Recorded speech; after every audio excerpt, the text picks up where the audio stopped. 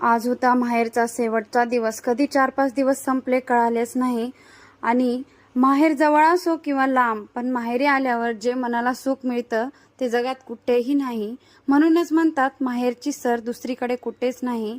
आईचे ते प्रेम आणि बाबांचे ते लाड कुणीही पुरवू शकत नाही. एकदा घर सुटलं ते कायमचंच. आता घरी जरी गेलं तरी परतीची तारीख मात्र सोबतच असते. माहेरी जाताना जो मोकळा श्वास घेतला तो श्वास आता जड अंतकरणाने घेऊन परत यावं लागतं. आता तर म्हणू पण शकत नाही आई एक दिवस अजून म्हणून. सुटलं ते सगळं कायमचं. लाशला जावंच लागतं नाही का. किती दिवस जरी राहिले तरी कापसाच्या रुवासारखे दिवस भुरमण्या उडून जातात आणि एक दिवस जायचा येतोच आणि तो जावावाच लागतो.